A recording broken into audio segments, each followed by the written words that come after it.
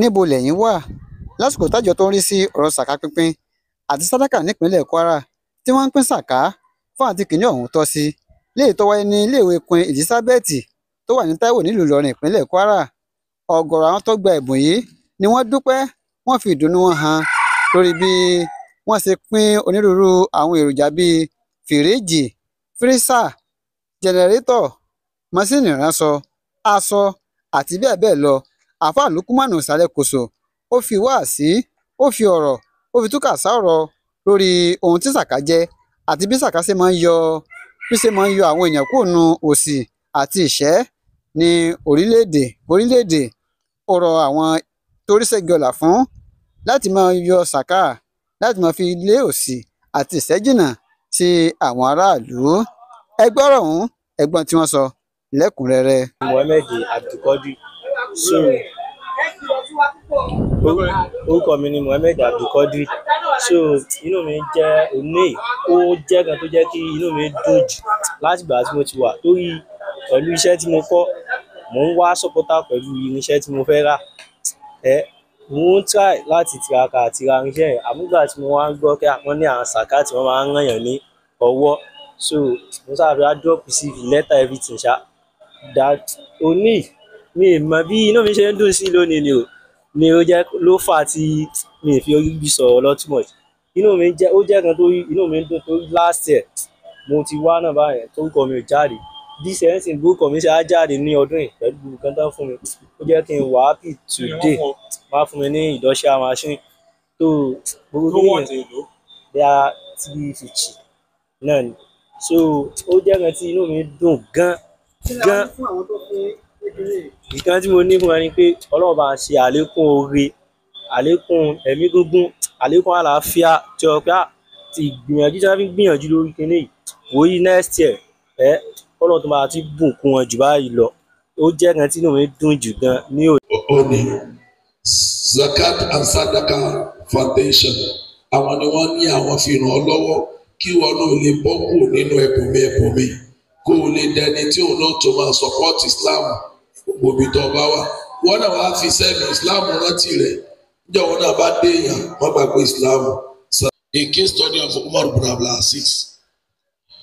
Mo wá wò pé àkọ́kọ́ ni pé alhamdulillahi alladhi amara bil adili wal ihsan. Ọpẹ́ fún Ọlọ́run tó wò pé tẹ́ bá fẹ́ ráyé gbé basic tools ìkọ́mítì péré lẹ́ need. Kí ni kan al-adilu? Imam Ibn Taymiyyah ó ní al-adilu hasasu kulli mulk. Ó ní gbogbo ìjọba tẹ́ bá rí tí ò máa ṣubú, tí ò dé expire, táyé ò sì protest tí wọ́n dàrú mọ́ lọ́wọ́ mabuniyu ala al-adli. Imam Ibn Taymiyyah ní foundation rẹ̀ justice ni. Ló wá sọ náà ọ̀rọ̀ rẹ̀ pé inna Allaha, Imam Ibn Taymiyyah ní òní Ọlọ́run tèmi ń mọ̀ tí ń sìn yìí o. Yanzuru dawlatal adila. Ó ní yóò máa ran ìjọba onídéédé lọ́wọ́ walau kana kafira. Kódà bẹ́yìn bá wò pé kèfèrí làwọn tí wọ́n ń ṣe ìjọba yìí. Ṣé wọ́n tà ti ń fún kálukú lẹ́tọ̀ọ́ rẹ̀? Wàhálà ìwọ̀n ní ṣubú. That is what you witness in China, in America, in Britain. Àwọn ìlú wọ̀nyẹn lókè ìgbà pé wọ́n fún kálukú ní ráìtì rẹ̀. Ló fi dàbí pé gbogbo ìjọba ṣe tí ò bá dáa tí wọ́n bá déwájú Ọlọ́run yóò fìyà rẹ̀ jẹ wọ́n. Àmọ́ àkọ́kọ́ principle ayé nù. Only justice, equity, fairness. Mo wá ní ẹlẹ́ẹ̀kejì. Amara Allahu bil adli wal ihsan. Èyí tó tún ju justice lọ òun ni wọ́n ń pè ní al-ihsan. Ibi tí Islam fẹ́ ká parí ẹ̀ dénú. Àwọn màmá mi ò bá wọn sọ nílọrin ìyá ní style kan tá a bá ń kó mọ tá a bá ń ṣèyàwó. Ibi tí wọ́n máa pọ̀ ọmọ àwé pé primary rẹ ti yanjú.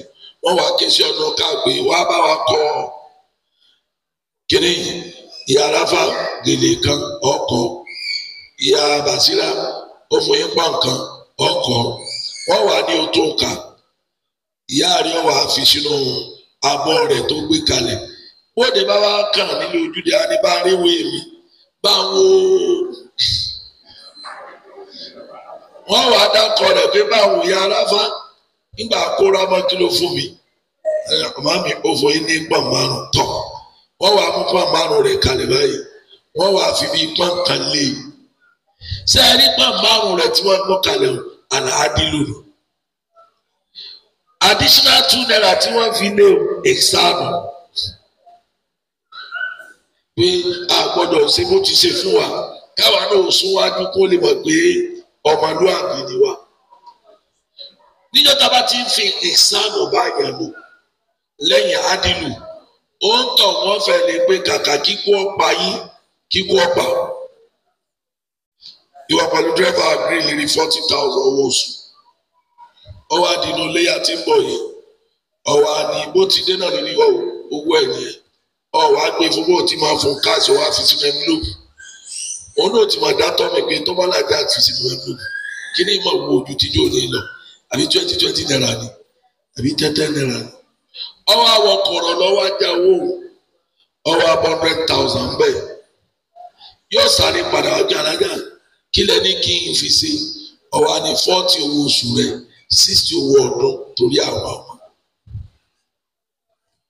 irú eléyìí ọkọlẹ yẹn máa dáyà kọ́dà bẹ́ẹ̀ yẹn lọ aburú ọyọ́ máa ṣépè fún torí wọ́n mọ̀ pé mímí rẹ̀ ni mímí o ni mo sọ pé kádúpẹ́ ọba tó fi léyìn sínú Islam ìgbà tá a bá lò ayé ò máa sọ̀rọ̀ gbé náà kí n tó wọnú tọ́pìkì mi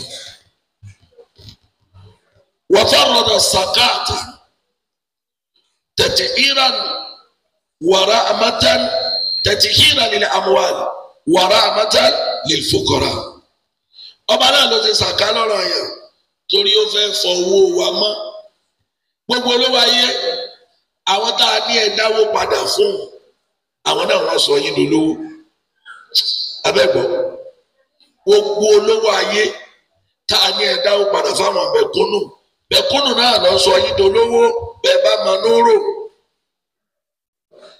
Dangote ń ta ṣúgà ta ni mú un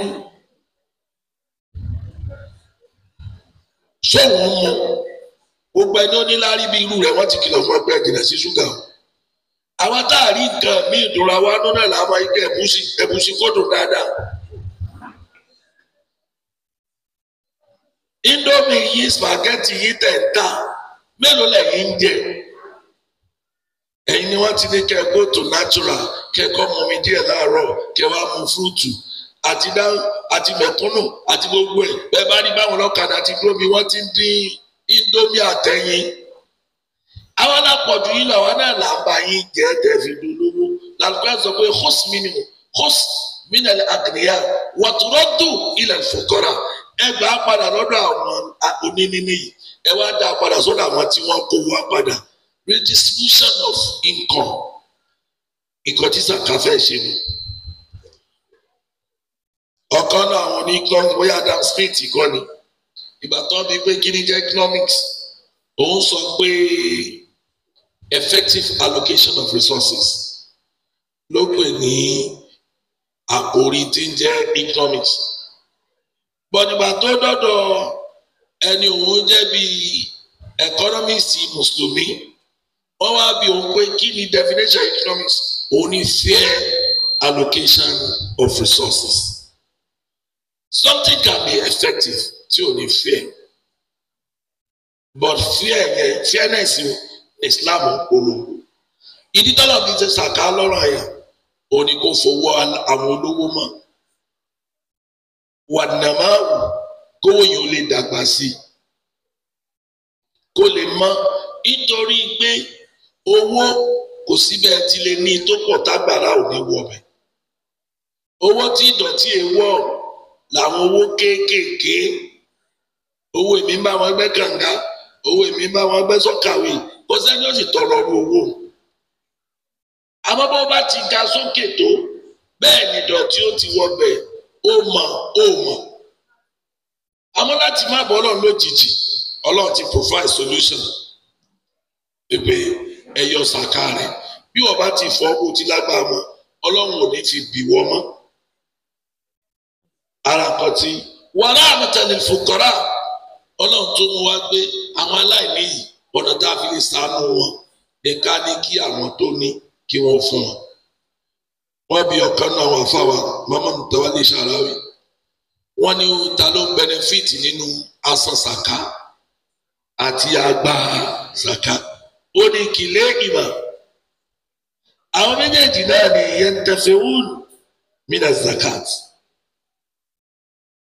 ẹni ó san sàká ó benefit ẹni ó gba sàká ó benefit.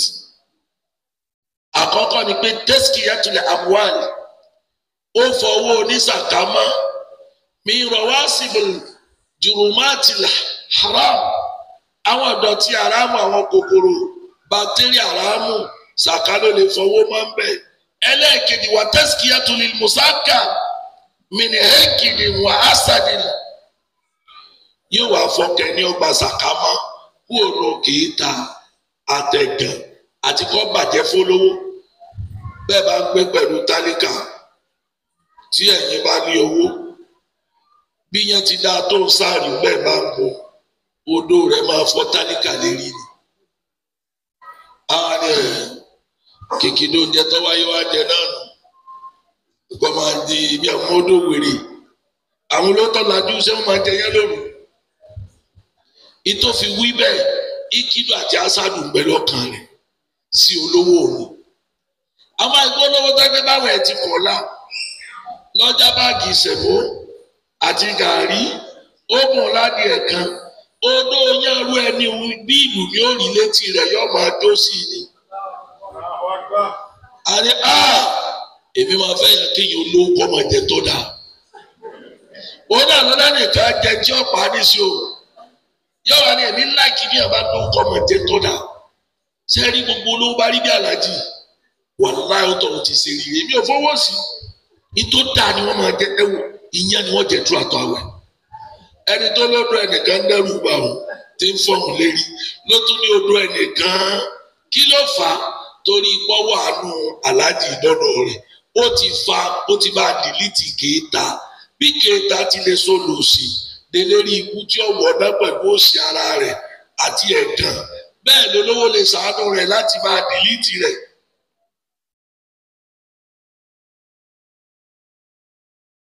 Tàbáwò torí kí n má jìnà darí ọjọ́ ti lọ fún òsì fún mi jù sẹ́ni mẹ́wàá láti mẹ́ẹ̀ẹ́dógún. Sàká òun ló sọ̀rọ̀ jù min akhtar al-ahfat al-ijtimaiyya allati tuhaddidu al-istiqrar al-mujtamaat wa qad sara al-islam zakat kawasilatin amaliyya li-ilaj hadhihi az-zahira haythu ja'ala ruknu salis min arkan al-islam. Ogun ẹlẹ́kẹta lọ́jẹ́ ó ní wọ́n ṣe bí ṣẹ̀mọ̀ ọ̀tọ̀ ní kí kò jẹ́ theory ọkọ̀ ní kò jẹ́ practical example láti eradicate poverty ni wọ́n ń pè ní sàká. Téèyàn bá ṣe tẹ̀tìbíkù àmàlí gẹ́gẹ́ bí afáwa Umar ibn Abdulaziz bó ti ṣe àyóòrì solution àkọ́kọ́ ìdájọ́ sàká ọ̀ranyàn ni. As in the Baba Uswatu Bakara, Quran 2, verse 43. When you are Kimu Solata, wa atu zakata. Al-Quran wibe. But can you reason kini aim and objective Ọlọ́run lórí zakati tètè kama. Àkọ́kọ́ tí mo kọ́ wílẹ̀ kan ní tètè iru al-mali wa nafs. Àtọwọ́ tẹ̀mí ní zakama fọmọ. Ẹlẹ́ẹ̀kejì takiku takafulu al-ijtimai. Ṣẹ́mọ̀. Ayé ò ṣe é dágbé farati mi kí n farati ọ níjọ́ rọrùn ṣẹ́mọ̀ mutual solidarity tó bá ti wà láwùjọ kan nínú ẹbí kan gbogbo ẹbí wọn máa rí dùnú ní ẹ̀sìn nígbà pé gbogbo wọn kí á ní. Mo sọ fẹ́ nìkan pé ẹ̀yin tẹ́ fẹ́ tú ẹbí yín lẹ́yìn tẹ́ ẹ̀ máa bu owó nú ẹbí pé tán níta fẹ́ ṣe yìí gbogbo wa wà dá 20,000. Ní àtúrò alájà máa ń bẹnu ẹbí tẹni gbogbo ọ̀dà 20,000. Ẹnìkan lè bẹ 20,000 ní maximum income tiẹ̀. Gbogbo tí fi ń jókòó ní àpẹ́ kò ju 20,000. Ṣé kọ́dà akọ́mọ̀jáde mọ́? Owó ẹbí owó bò á sì rí. Ẹyẹ wo lọ́sẹ̀ tí ń bọ̀ tí kálukú bá rí. Ẹ mú wa. ìwọ tọ́lọ̀ wá ti gbé tiwọn torí gbogbo ẹni tó wọ́pọ̀ lọ́wọ́ rẹ̀ ọlọ́run sílò táwọn kan mọ́ náà ni o nígbà wọn bá wá dára dáadáa bó ti dá tọ́tọ́ èèlò ni a ní ìdí gangan iye báyìí ìwọ wà sí kù ọ àbáláǹsì rẹ gbogbo wọn máa kúnlẹ̀ àti mi wọn lẹ́yìn padà ti ṣe gbogbo ẹ̀tọ́tọ̀ ọlọ́run ní yọ yín láàrin wa ọlọ́run ní pa èyí ń gangan ní máa fa òun làdúrà àmọ́ ó ti mọ̀ pé ẹ̀wọ̀n ká lè ní ká má sòdì aláṣọ lẹ́yìn àwọn aráàlú rẹ̀ ní sọ̀rọ̀ bọ́ba wa rí bá ó ti bá àwọn àbúrò rẹ̀ méjì mẹ́ta kan títí wọn ọ̀sán ọba yìí ti dé alájà ẹgbọ́n wọ́n lè kó tí wọ́n lọ wọ́n tún ní wọn ò ró ní 10 wọ́n ní gbogbo ẹ̀ 50 mi ọmọ wọ́n rí 50 mi.